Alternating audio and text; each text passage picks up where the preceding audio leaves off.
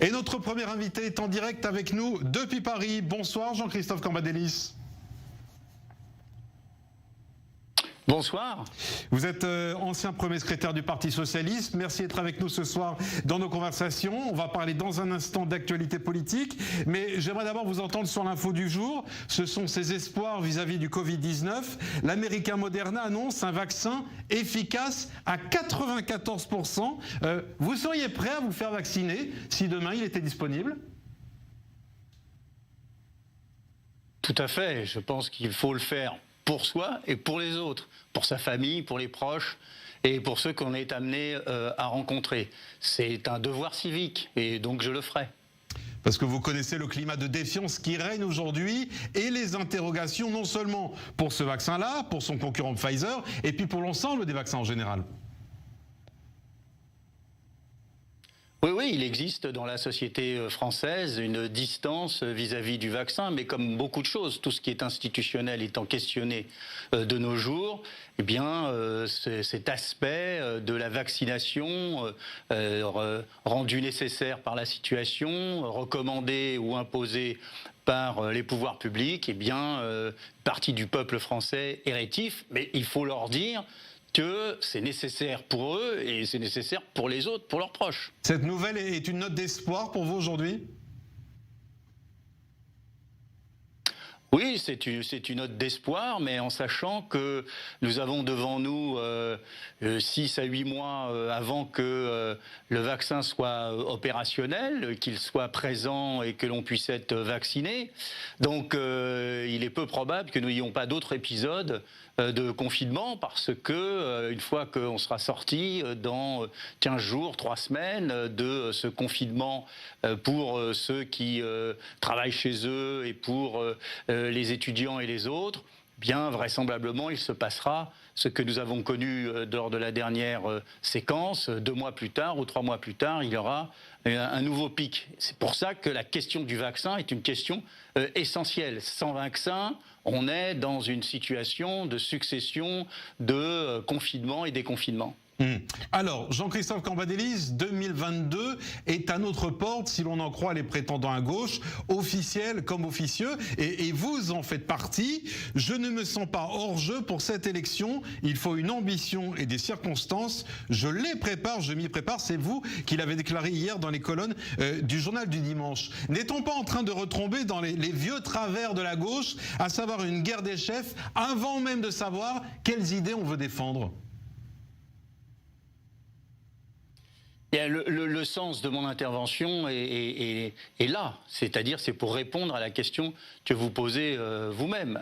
Aujourd'hui, nous constatons que la gauche est divisée, fractionnée, remise en cause, avec des candidatures tout azimut. Donc moi je dis, soit il y aura une candidature commune, et pour cela il faut travailler sur le fond. C'est ce que je ferai dans quelques jours en présentant mon mémorandum pour une République impartiale.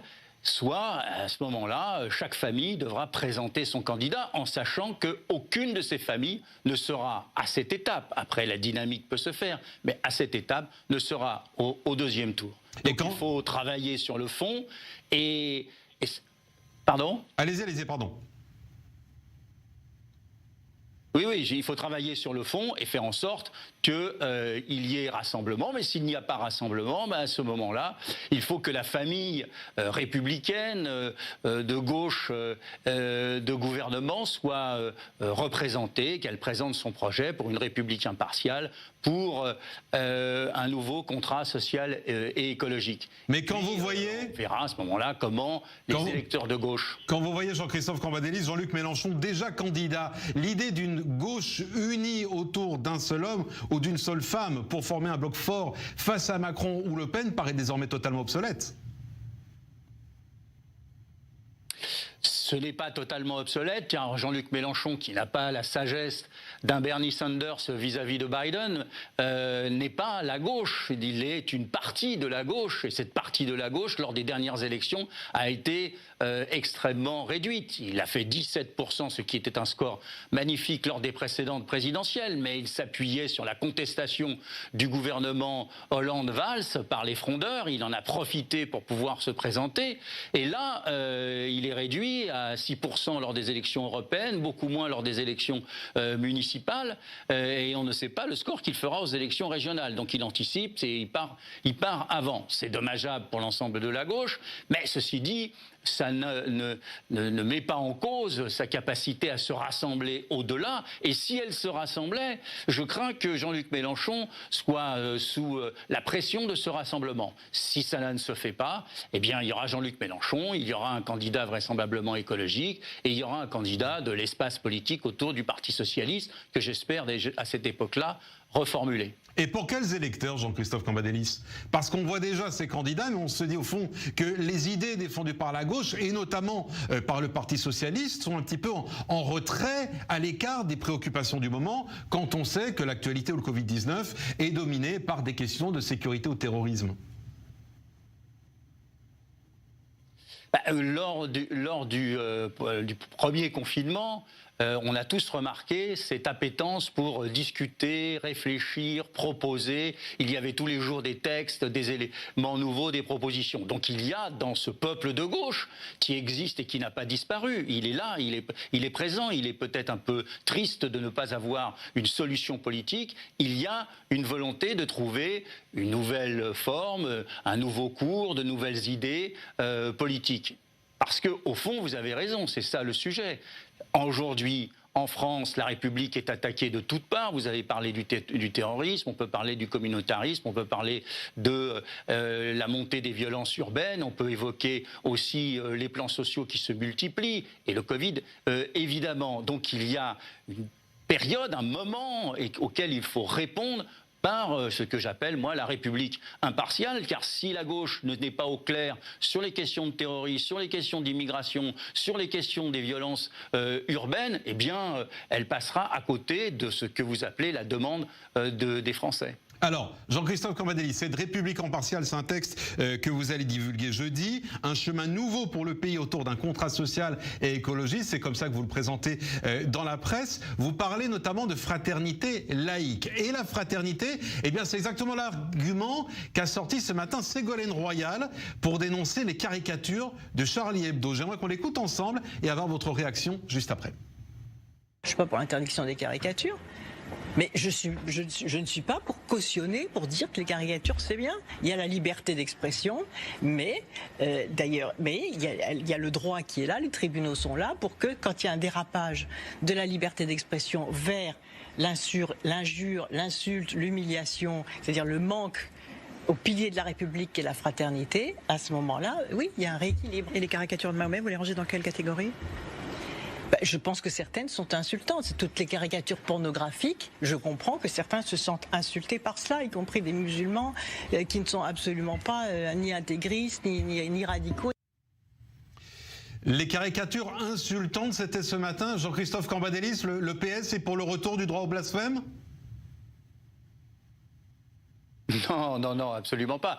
Ségolène Royal reprend ce que, en son temps, Jacques Chirac disait, à savoir qu'il y a la liberté d'expression, mais qu'il faut soi-même y faire des limites à celle-ci. Bon, ce n'est pas ma position. Ma position, elle est assez simple, c'est il y a liberté d'expression. Cette liberté d'expression ne nécessite pas ni censure, ni remise en cause, ni bien sûr anathème de tel ou tel courant dans la société. Donc il faut être sur cette question-là extrêmement ferme, pour la raison suivante, c'est que si vous commencez à dire oui, mais des gens vont être insultés, donc mais c'est ce qu'elle dit. À partir de là, vous censurez. Ben oui, c'est pour ça que je dis que ce n'est pas la position que moi je défends.